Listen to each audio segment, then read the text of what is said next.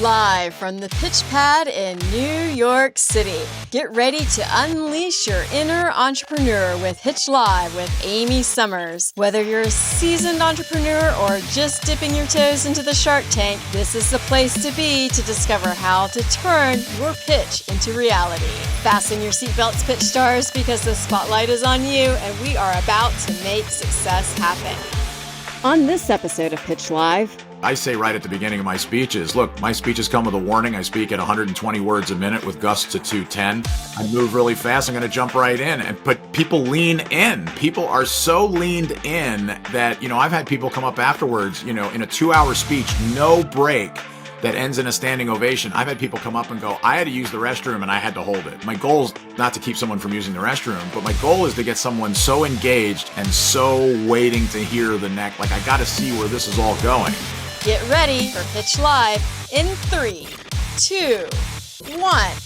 Welcome to Pitch Live. I'm your host, Amy Summers, founder and president of Pitch Publicity and Vox. I'm also a hardworking entrepreneur who is passionate about helping you reach success in any area of your life. And I know that is possible after decades of experience in perfecting the pitch and enhancing communication skills, which is why I'm here today and joined by Mark Perna, who is a generational expert, author, keynote speaker, and founder and CEO of TFS Results. Welcome, Mark. Amy, it's so great to be here. Now, I have a much longer introduction for you, but I'm going to pause for a second. I didn't tell you I was going to do this part. It wasn't in the script. But I thought it would be fun just to do a quick fire round of questions with you so the audience can get to know you before I spill all the details on you. I'm pumped. Let's do this. So I'm going to ask a few questions. I'm just going to give you 2 possible answers. Bring it, Summers. Bring it. Don't think about it. Just tell me. All right. Ready? Yeah, I'm ready. All right, here we go. Gen Y or Gen Z? Gen Z. Oh, okay. Emoji or a handwritten card? Handwritten card. Okay. United or Delta? United. Book or video game? Book. And school or internship? Internship. I was hoping you would say that.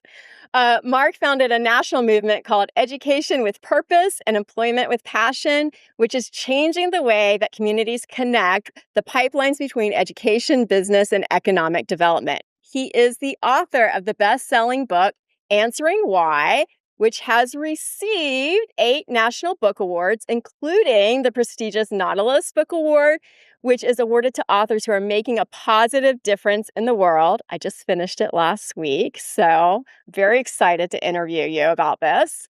I also want to say that Mark generously shared unfiltered insights with me about his author journey, as I have just started mine, and it's advice that's been instrumental for me to kind of get started in the journey of becoming an author. So thank you for that. You're so welcome. And from my very first conversation with Mark, I knew I just had to get him on this podcast because he is so authentic and cares deeply about the careers of emerging professionals, which is a big part of our audience here at Pitch Live. Mark is also a weekly contributor for Forbes.com with more than 300 articles on leadership and careers, as well as a dynamic speaker delivering more than 80, yes, I said 80 keynotes a year, which is very impressive. We're going to get into some of that a little bit later. But Mark, you're a machine. I'm trying, Amy. I'm trying. Your work is truly inspirational. I can't wait to jump into this conversation and break down how you make success happen, or as we call it here, MSH, or make shit happen. Truly, you are that type of a person, and we love having guests like that on this show. But my first question to you, especially after reading your book and knowing that you're a generational expert, did you personally feel misunderstood by older generations when you were first starting out in your career? It's a great question. I I didn't feel that way. To me, there were two kinds of people in the world, young and old. And when I think of people, my parents were a little bit older. My dad was 41 when I was born. So, I was imprinted upon by, people who were in older generations. I didn't know what that generation was. I just knew they were older. But, by the time I got to be 10, most of the people that we hung out with as a family were in their 50s. And, at that point, I looked up to all those people. Man, they were cooking in their career. They were doing really well. And those became kind of the people that I aspired to be, which is why I think as I'm older, I tend to like, I've been waiting my whole life to get to this point, because when I was young, I was looking at people who were at this point. So it's very cool. That's so funny that you say that. I kind of feel like I'm the same way sometimes because every once in a while I hear like a song that was clearly before my time. But I think it was just because I was hanging out with my parents and their friends so much that like I'm like, wait, why do I like this music? I wasn't even born at this time, but I Yeah, and it just remember. gets you kind of in that, ethereal way. It just kind of grabs you, right down in your gut. Yeah, like why am I that big fan of Fleetwood Mac? Oh yeah, my parents were. Because it's darn good music for one. If you don't mind sharing, what generation do you belong to, and I'm what? right at the end of the baby boom generation. So I'm Okay. one of the last boomers, out there today. And I love it. It's given me a great perspective, kind of in America from the top down, if you will. Does it bother you to be a baby boomer, kind of being in the last rung of them? Because that's a big cohort of people. No, I'm lucky. I'm fortunate. I loved growing up. I grew up at a time where, it was challenging. I mean, we did not grow up with lots of money, and we didn't grow. I mean, we were able to do things, but it was a different world. You went out and you experienced everything on your own. We used to. I sometimes tell this story. In the middle of the summer, it'd be a Tuesday, and we'd leave at 9 o'clock, get on our bicycles, and we wouldn't come. Mom would say, come back for dinner. Be back at 6ish, and there were no pagers, there was no cell phones, we didn't have to check in. I mean, we literally, I'm 10 years old, and literally we're out all day long. Parents have no idea what we're doing. That was such a different time, and you can learn so much self-reliance and independence, and some things that that I try to teach now to young people and to professionals is it was a different time, but you have to sometimes you have to overcome those things to be able to be self-reliant and independent. We were not coddled. We were given a key. They called you the latchkey kid, I bet. No, not at all. I mean, I could always go home. So it wasn't that my parents were, my mom was home every day. It's just that we weren't, we were gone. Now, I know that you have a background in sales, which is a career that a lot of people think about when they think about pitching. Can you tell us a little bit about your first sales job and what it taught you about pitching? Yeah, I can certainly tell you. The first job I had coming out of college, I had never sold anything in my life, and I was working for a company called More Business Forms, and I couldn't sell my way out of a paper bag. I was horrible. I mean, 9 months into the job, I remember my boss called me into his office and said, "Mark, I got to be honest with you. You suck at this."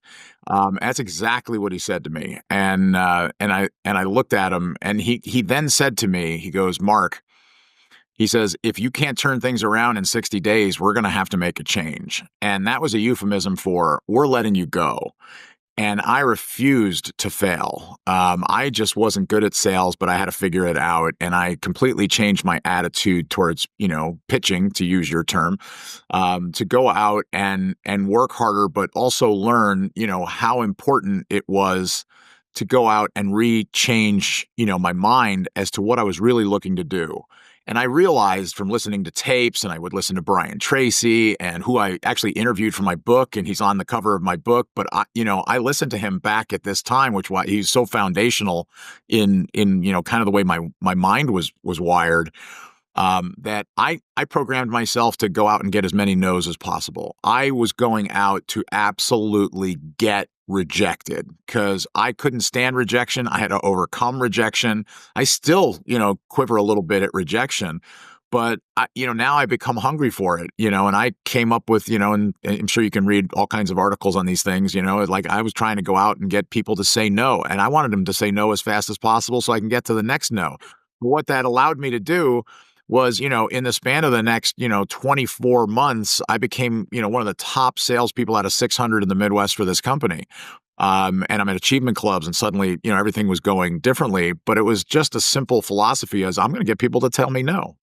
Where did that come from? Did you come up with that on your own, or did someone give you that advice? It's great. I'm not even sure whether I heard somebody say that, but I realized that, if I was afraid to go out and get someone to say no, that if I simply flipped the script in my head, that I became hungry to hear no, then I would go out, but it makes you relax. It makes you, it's like you're not worried about somebody saying yes to you. You're worried about, I want to get the no. And when somebody would say yes, it'd be like, really?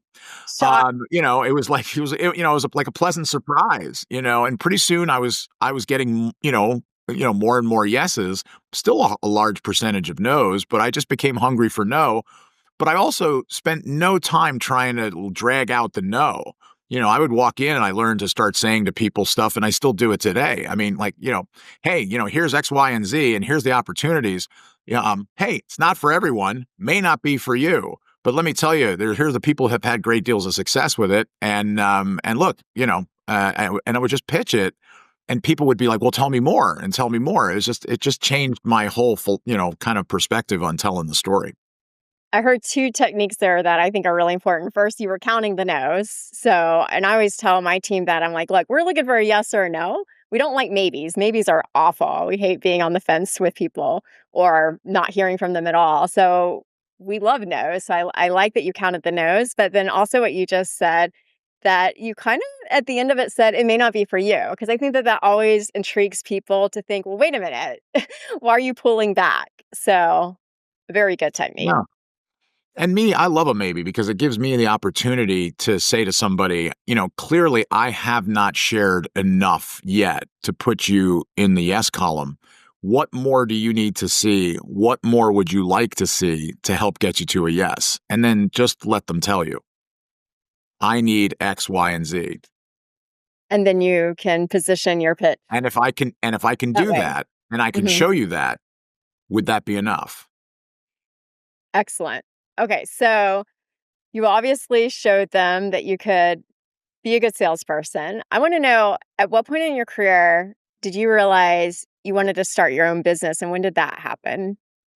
When I got tired of working with other people, not like working with a team, but I mean just working for somebody else and being kind of at the whim of what others want you to do. I wanted to be in charge.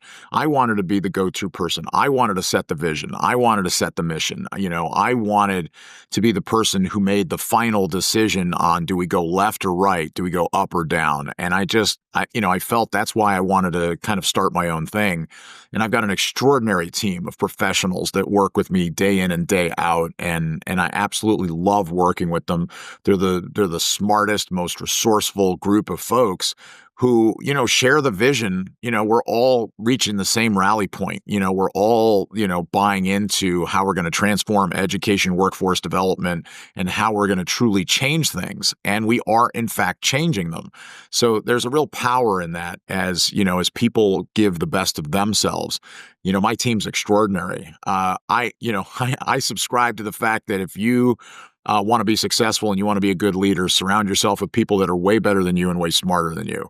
I've got some good ideas. I've got some good, things and concepts, but man, there's no greater pleasure than getting with my team and saying, hey, here's what I'm thinking, or here's an idea I've got, and then letting them just kind of beat it up and have a little bit of fun with it. And like, well, what if we went this way instead of that way? And sometimes the way they choose isn't any better, but a lot of the times it is, and so we kind of go and go and go. And I've got several people on my team, at this point that, 95% of the time we will reach consensus. And the 5% that we don't is usually a fantastic experience because they push it way to a better place than if I would have done this on my own. How old were you when you started your company? Goodness gracious. It was 27 years ago. So I don't know, whatever age minus where I am. So I was never good in math. In Were fact, you in your 20s full or disclosure, 30s? full disclosure here, in high school, I was in the half of the class that made the top half possible. I just wanted to throw that out there. So So you started the company at a young age, yes. and How did you know that you were ready to make that leap? I work with a lot of young professionals that want to make that leap, and they're always not sure about when do I leave my current job and start my own thing. How did you do it? Did you just stop working wherever you worked and started your own thing right away, or did you kind of let your job fund you as you started to build up your own company? Yeah, no, I went straight to it. There were circumstances, that made it possible for me to just make the move. So I made the move and hey, it's challenging. I mean, you've got to be willing to do whatever it takes, to go out and, again, to use your term, go out and make the pitch. You got to pitch everybody. I mean, you got to pitch the people who are going to work for you. You got to pitch the people who are going to buy from you. You got to pitch the people who are going to, provide products and services, along with you. You've got to pitch for partnerships. You've got to pitch for ideas.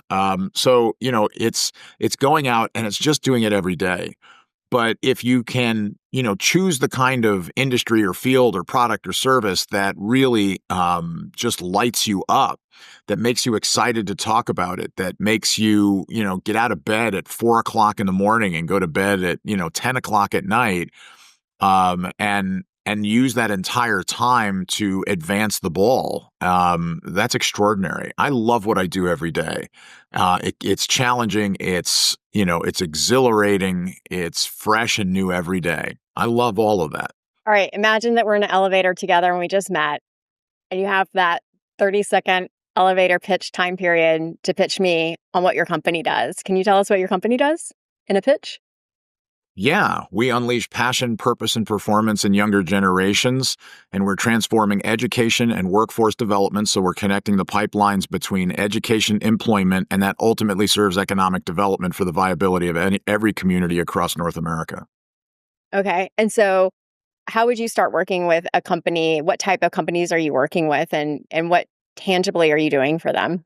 It depends. Right now, most of our products and services are in the educational space, although we're now making it a niche jump to economic development and the ability to work with communities across North America. I just delivered a keynote speech for the Canadian Economic Development Association for all economic developers across Canada. I've done the same thing in the United States, but it's telling a powerful story about how we bring communities together, create a rally point that allows the community to move forward. We have products and services that help in that process. But my real role as a leader and a visionary and an international thought leader is to create consensus in a community that the move has to happen. And then how do we do it? And then any products and services we have help support a community's need to move in that direction. You're the motivator. Yes.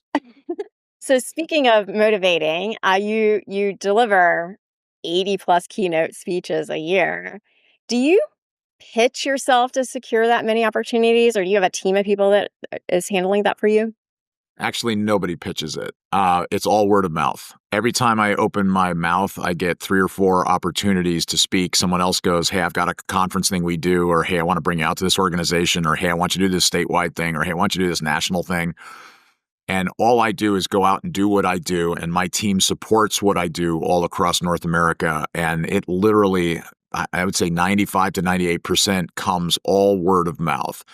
And it's just it's an extraordinary, I mean, I'm good at what I do.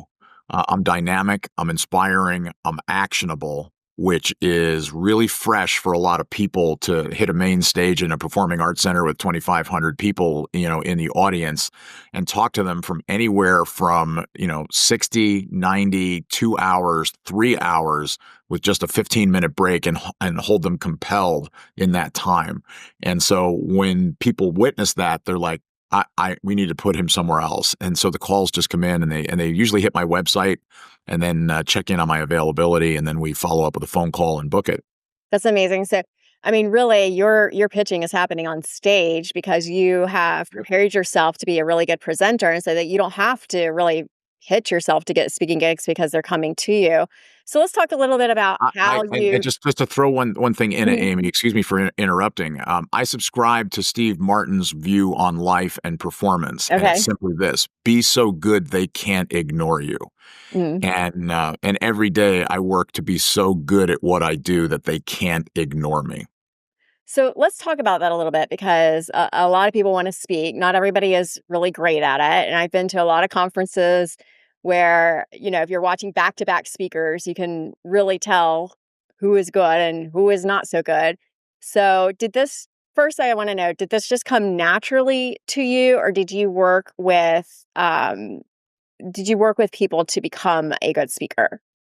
No, I mean it's largely all self-taught, but from watching really good speakers and from being very reflective after I speak, what would I have done differently? I find that as I get older, I'm very genuine, authentic.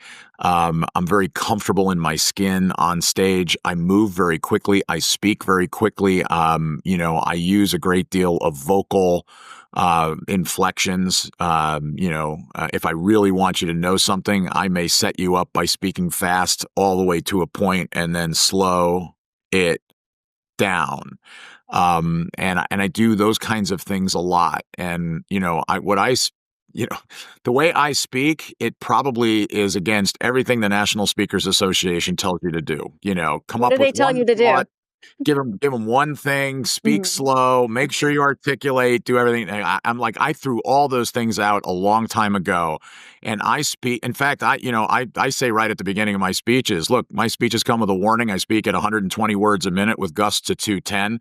I move really fast. I'm going to jump right in. But people lean in. People are so leaned in that, I've had people come up afterwards, in a 2-hour speech, no break, that ends in a standing ovation. I've had people come up and go, I had to use the restroom and I had to hold it. Like I didn't want to get up and go to the restroom. My goal is not to keep someone from using the restroom, but my goal is to get someone so engaged and so waiting to hear the next, like I got to see where this is all going. And I also found the other key part in my success as a speaker is I've seen wonderful speakers. I mean, wonderful. You go listen to them at a conference in 45 minutes. I'm sitting there going, amazing, like funny and engaging and wonderful. But when they're done, I don't know what I would do with any of that, right? I mean, it was one key, like, I saw one person like how to be a hero. I'm like, the whole speech could have been ultimately be a hero. That could have been the speech because that was really the thing. Be a hero. Like, okay, that sounds great. It was 45 minutes of funny and wonderful and unbelievable. I always wanted to be the person that at the end of 45 minutes or 2 hours or 3 hours, somebody goes, man, that was entertaining, but my goal is never to entertain or even just inspire, although that happens. My goal is to give them the strategies to actually change what they're doing right now in their sphere of influence. And I've been very grateful to be able to find the path through to be able to do that. Okay, I want to just highlight a few things that you said because you do go fast. So I want to make sure everybody catches this. But I think one of the important things that you said is that when you're speaking from the stage, that you are using voice inflection, and this is something I teach a lot in pitching. You can't have the monotone voice all the way through; you just put people to sleep. But you have to really practice this if you're not comfortable doing it, but having inflection, really grabbing people, imagining that they can't see you at all, and really using your voice to draw them in. So I think that that is something you do very well. And another thing that you just said was that you're giving them key action items by the end of the talk so that they're not just buying your book, they're ready to be part of a movement. So do you mind sharing with us? Do you have some kind of flow when you talk? Are there like four things that you're trying to hit? What are the main things that do you like, okay, I got to tell a joke or I got to start with a story? Is there some kind of flow that you follow? It changes all the time. At this point, especially when you speak as much as I do, I've created a mastery of how to have it ebb and flow the way I want it to ebb and flow for every audience, because my audience makeup may change drastically and it may be so diverse that most people would say, like, I'm not sure which thing to key off because I've got parents, I got educators, I got economic developers, community leaders. So how do you bring all that together? The flow that I have is I always like to start with the end in mind. The first thing I ask is two questions. First things out of my mouth. I never say good evening, good morning. I never say I'm happy to be here. I never start with a joke. I learned a long time ago, and I'm very, very funny, but I don't start with a joke. If I start with a joke, people think it's a comedic speech. And then I'm held by the judgment and litmus test of the comedic speech. I don't want it to be a comedic speech. I want it to be a real dynamic and inspiring, actionable experience for somebody to have. That's also funny in different key points when I want it to be funny, but it's a different judgment. So I start with two critical questions. And the reason I ask the two questions is, and it took me a long time to come up with the two questions, is I wanted two questions that every audience member, no matter where I go, answers yes to. And the two questions I typically ask, and sometimes this changes for very young audiences, is how many of you would like to unleash passion, purpose, and performance in younger generations? Who says no to that question? Nobody. Nobody says no to that question. 100% of my audience raises their I hand. want to unleash slacking, please. Yeah, I mean, so everybody says yes to that. And that's ultimately the thread through the whole thing. The second question I was, well, as a result of that, how many of you would like to attract and retain more of the right students and employees into the right programs, pathways, and positions for all the right reasons? Who says no to that question? Those two questions lay out the light at the end of the tunnel. Now, what I've laid out is that's exactly what we're going to talk about. And if everybody's like everybody just said, that's what I want. So what I've done is I have laid the hook of, wow, this guy's going to talk about these two things that I just said I want to know. Now I just need to see him lay it all out and give it to me by the end. Now, I've started my talks before with questions like that, but do you ever get these audiences where if you ask a question, nobody raises their hand? And what do you Never, do in that situation? not one time. Well, it happened to me one time. You know what I did? Like What? they would, no one raised their hand. And so I said, okay, who wants to do squats for the next 20 minutes? Because I was also Oh, a fitness goodness. instructor. And then everybody was like engaged. Then we were like, nope, we don't want to do that.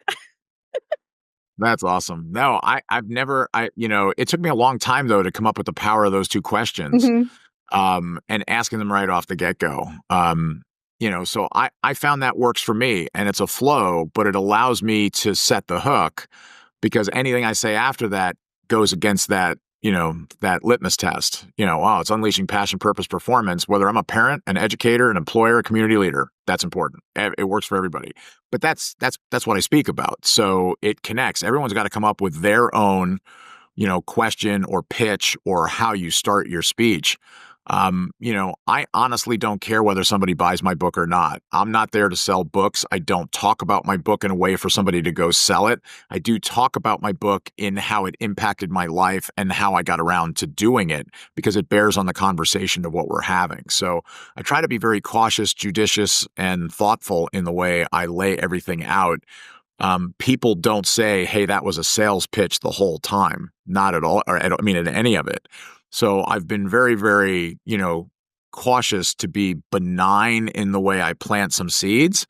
But I don't put them front and center necessarily. Is there a certain way you end it always? Like you have a way you always open it. Is there a way you always end it? There's a couple of different endings that I have, and I want it to be very inspirational.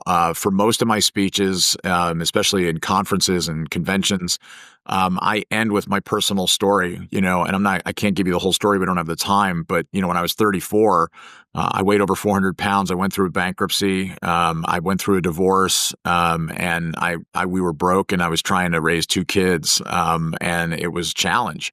And I end with that story, and there's a metaphor that goes with that actually plays to everything I was leading up to. And I do it at the end because a lot of speakers start with their personal story at the beginning.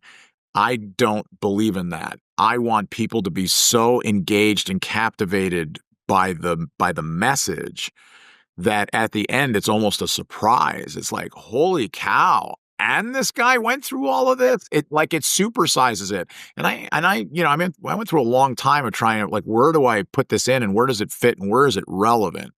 But I find that I get people that come up afterwards going, man, I couldn't believe you talked about all these, things. And then you talked about your challenge. But then I connect the challenge to the outcome of the message and it supersizes the whole thing. I like that because I was just going to say a lot of people do start their talks with some kind of personal story or something real dramatic. But by holding it to the end, it is kind of a surprise sometimes because I think when you tell it at the start, then they assume a certain impression about you right off the bat, and then they're going to be thinking about that during your whole presentation. Well, to some degree, I always looked at it at the beginning of the speech. It's an empathy card. Right. It's a, hey, look at me. I've overcome these great things. Now listen to my message. Hmm. Whereas I find if I give them the message and they love the message, that means I still have to be, right? I have to be so good they can't ignore me in the message. Then I can give them the inspirational pitch about the end, and it's no longer an empathy card. It's a supersized impact card that allows me to actually push them further and faster as an audience. I think that's great. Now, and a great way to kind of flip it the way you have. I wanted to ask about mindset. So you've done this a lot. I don't even know. I'd love to know if you still get a little nervous before you go on stage or not, if you get any butterflies. But also, I would like to know, how do you get in the mindset right before you go on stage? Are you looking through notes? Are you looking at like who's in the audience? Are you meditating? Like, what do you do right before you get on stage? Are you checking email? Like, what are you doing right before you get on stage? First, the 30 minutes before I take the stage or before the event starts, I go out and meet as many of the audience members as possible. And Okay. I've done this in audiences of thousands and thousands of people. I've spoken to audiences as high as 6,000 people. And I go and meet as many people as possible because, one, it gets me excited to meet them regardless of how they react to me. Most people look at me like I'm insane. Hi, I'm Mark Perna, your keynote speaker. And sometimes I'll go to sections, I'll say hello. But I do that because I think you're more apt to listen to someone you've met than someone you just pops up on stage after somebody says, now give a warm welcome to so-and-so. So I do that. It fires me up. It also allows me to take the tone of the audience as I work the room. I can see where they are. What is the morale? Are they up? Are they down? And it allows me to immediately start in a way that helps balance out where I believe that the audience is. I don't look at notes. Every deck, slide deck that I use is unique. I mean, I have a whole bunch of slides I can pick and choose. I do it all from memory, and I've gotten, you asked if I get nervous. I don't get nervous per se, but I get thoughtful and I get reflective. And, some of the things I say just before I hit the stage, and I've performed in some of the most beautiful places, across the country. Um, I think to one of the last things I always say to myself is, it's all about them. Keep it focused on them. It's not about me. It's about them. You're there to deliver a message to them and have them do something with the message. It is not about me. And I find that helps me. It settles me. And I have a comfort level on stage, for, most of my keynote speeches are probably 90 minutes. That's probably the average. I do a lot of 2 hours and longer with maybe 2 hours. I've done 2 hours without a break. I love that. It's a little bit long for the audience. I always find near the end, but an hour and a half, I can crush that with no break, and keep them completely engaged for 90 minutes. And I can stand on that stage and be 3 sentences ahead in my head of where I'm going, and know exactly how I'm going to transition everything and how I'm going to do my inflections. And I perform it. It's a performance, and I bring it to life. And that's the way I view my job. My job is to bring impact to life. And then I watch the audience, and then I ebb and flow along with the response I get from them. I love that you go out and meet the audience. I think that number one, that's a very humbling thing to do as a speaker because you're kind of putting yourself on their level and saying, I'm not that big of a deal that I can't come out and say hi to you before just appearing on stage. So I can see where that is very beneficial and how it would also help you as a speaker kind of calm any nerves if you did have any nerves because now you've met everybody. I think that's brilliant. I love meeting them. It's a great litmus test on on who you're speaking to. You can check the mood, everything. I remember doing one at a community college where I was brought in. I was speaking to 500 faculty members at a community college. I won't tell you the city because people would then figure out who it is. But the person who hired me a year earlier was fired 30 days before I got there. I'd never been there. No one had ever seen me speak. No one had any idea who Mark Perna was. And so I walked in that day and I'm walking the room for 30 minutes and I'm in the third day of 2 full days before me of professional development. I'm going to go 2 hours, no break. And these people were hostile. I mean, hostile. Like the person they had the year before, they hated, and they were just, the morale was, I mean, even I was walking around going, you want to talk about nervous? That was the day I was nervous. And I'm walking around the room, and the person who was, helping walking me around and stuff like that, and even they were like, wow. I mean, I had people turn away from me when I went to introduce myself. I mean, it was amazing. And I got to the foot of the stage, and the person goes out and gives me the most benign and most, dry introduction of my intro. And I was ready to go up on stage, and these were my thoughts. I was like, they're paying me to come in here for 2 hours. I'm going to give them everything I got. And we'll see what happens. And I said, my final thought was, keep it focused on them. They're paying you a fortune. Go. And I got up on stage, and I'm not kidding when I say it was like, I think it was a 2-minute standing ovation at the end. People waited in line 45 minutes just to meet me. And so I say this to people all the time. Those you think will won't, and those you think won't will. You don't know. Do you remember what your opening was in that It particular was very audience? similar. It was a very similar opening. I don't remember specifically what I did, but I gained their connection because they wanted to accomplish those 2 questions. It Mm. was probably those 2 questions. I've been using those for a while. And I had them, and they laughed, and they were so engaged, and it was almost like it was a tale of 2 audiences. And, it was the best of times. It was the worst of times, so I remember that every day when I go out and speak that, and sometimes I'll walk around an audience and they're up and they're excited, and then they're dry and dead while you're doing it. But see, I figured that if I don't do a comedy speech, which is why I don't start with any comedy, Hmm. then if I land the first funny thing in 8 minutes in, and they don't react, and then I do one more, out of a funny story or whatever, and they don't react, I just bag it. I'm like, this one will be one where I don't shoot for humor. And that works great. It gives me the ability to ride the gas pedal and the brake on, can I be fun? But I'll tell you, if an audience is all in on the humor, I supersize that like crazy because the Throwing more more they things laugh, the in. funnier it gets. Because I've just got one of those senses of humor that I can drill down into it, and we can go, and I am rolling the whole time. But if they're not going to play, I just back that off and I just continue on doing what I'm doing. So I have the ability to give both speeches, and because the thing is, if you're relying on comedy, and they're just not that audience. I mean, any comedian will tell you some shows work, some shows don't. You can be doing the early show and they don't show up at all. The late show is laughing like crazy. I mean, and it's the same show. It's the same thing.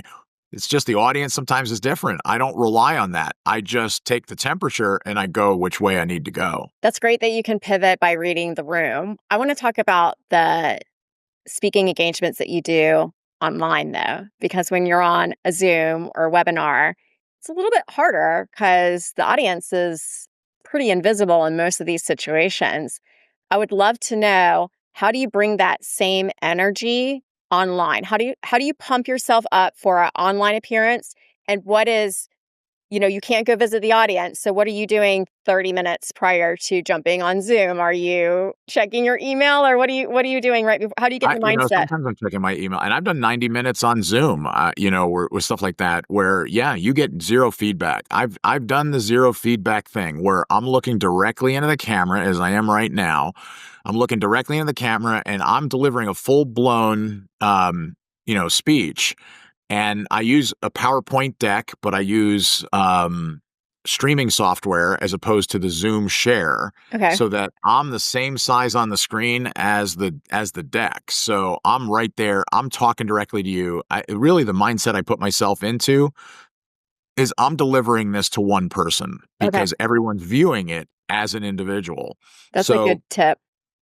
I give it and I'm going, and I don't, humor's out the window. I may say something that's humorous, but I don't stop as if they're laughing. I just keep going. I might tell a story that has a funny outcome. That's on them. I'm not worried about whether they're laughing, and I just deliver. I just go. I keep going and going, and sometimes I'll look around just to break contact for a second, like I'm thinking I'm intentional, and boom, I'll come right back to it, and I'll lay it out. And then I wait for the comments to come in at the end, because I always have a QR code that people can Mhm. feedback comments, and I'll share the slide deck with them.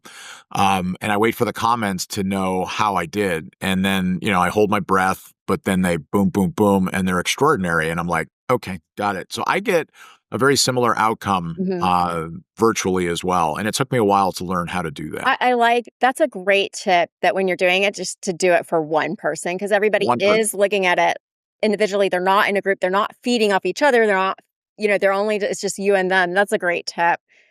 Well, this interview has gone a different direction, but I'm kind of glad it did. Actually, people don't know this, but if you're joining us on YouTube, this is the first time Mark and I have had any FaceTime. We've previously only talked on text and phone, so I wasn't sure which way we were going, but this is great because it's, you know, the way that you present on stage, that whole game, like you said, it's all pitching, it's all presentation, and a lot of people have a lot of questions about that, and clearly you're a master at it. So I think we got a lot of good tips from you.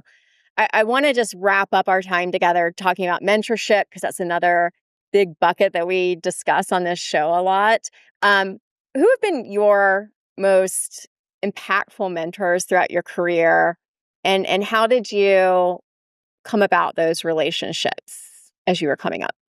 Yeah, I don't know that I've had a mentor, in the official sense of the word. I don't think I have. I think the people who, have been great speakers or great orators or people who have great impact, or, and it can be someone extroverted, introverted. It could be somebody who simply speaks, their mind, or someone who can be engaging in a myriad of different ways.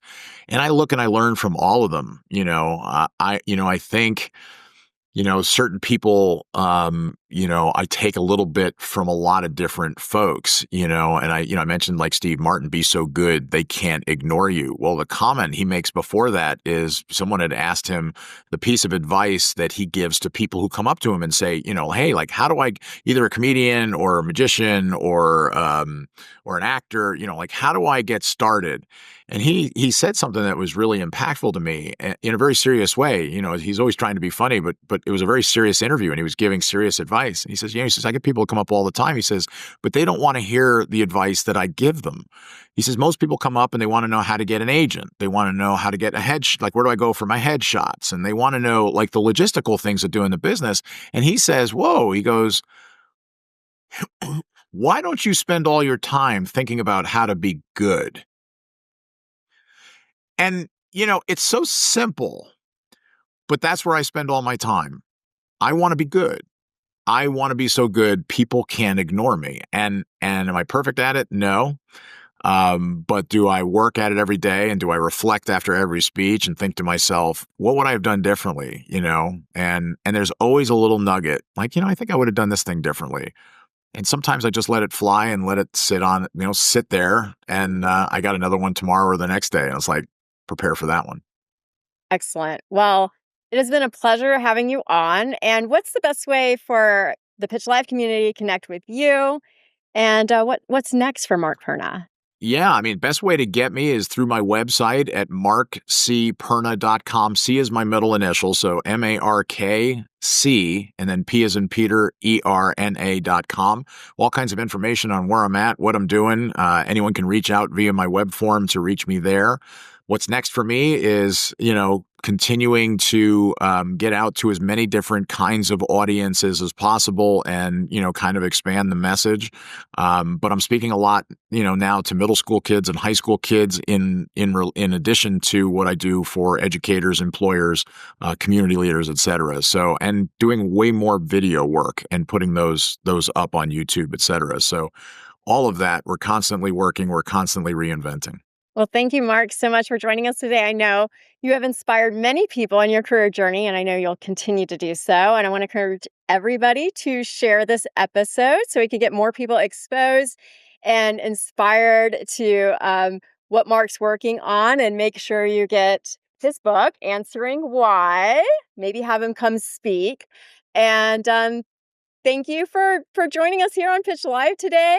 And be sure to hit that subscribe button and give us a rating or review. Your feedback helps us plan future episodes. I hope you were inspired today to get out there and pitch. Advocate for yourself. Maybe get on stage like Mark does. Don't start with a joke, though. Don't start with your personal story. Save it for later.